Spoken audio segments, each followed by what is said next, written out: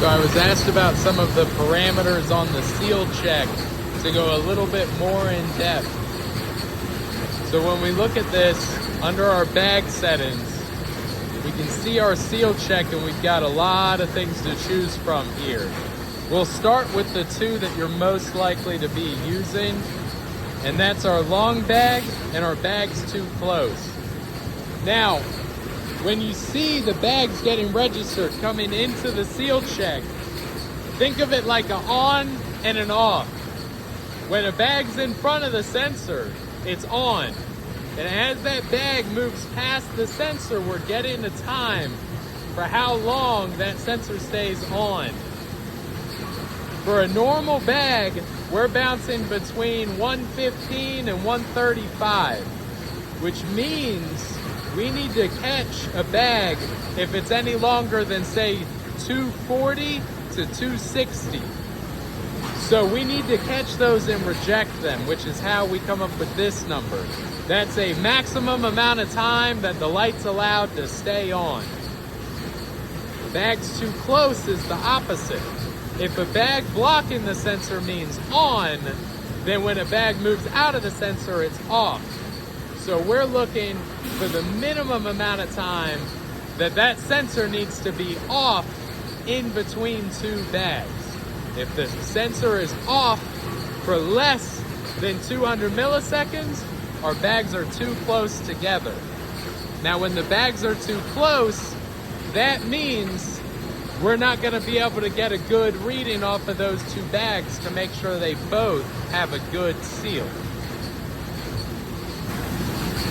Another important thing to look at is our test window.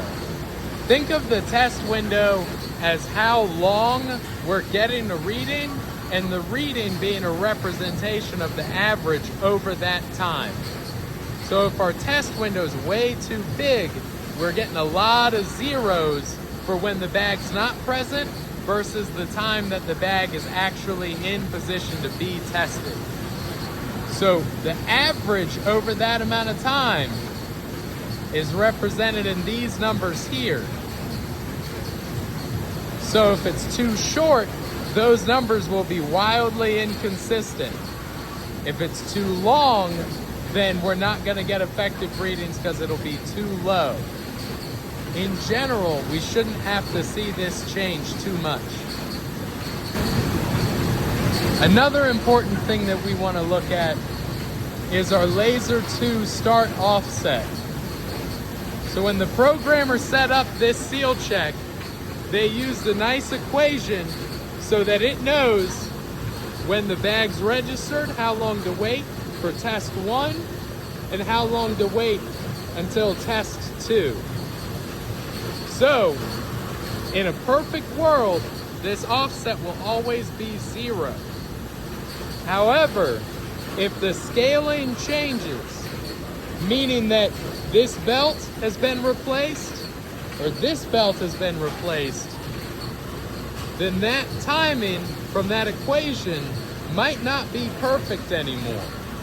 So we gave the opportunity to allow you to adjust it. This is hopefully not something you find yourself adjusting very often nor very soon.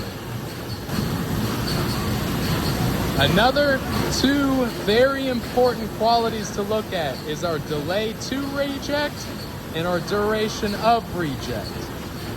Our delay to reject is the delay from the time that a bag is registered to the time that it's in the reject area.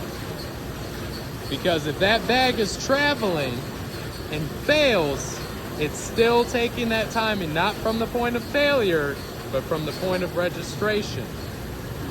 The duration of the reject is how long those blowers will be blowing to get the bag out of the way. Too short, and it's not going to blow off bags. Too long, and you're going to blow extra bags off with the bag you're trying to reject. Now, the last major parameter that you really need to know about, under our seal check, you see in real time these updating as bags go through the seal check right now. You can watch that number change and then you can see it update in accordance with that. If all of these, if our blue lines are too high, meaning that even a sealed broken bag is registering just off of the product itself, then we need to adjust our ride height for the seal check. And our seal check adjustment, we have our height offset so that way we can change how high and low this rides over the product.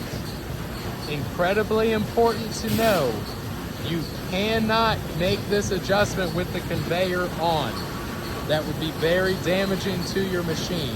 You have to stop the line before you find the right height.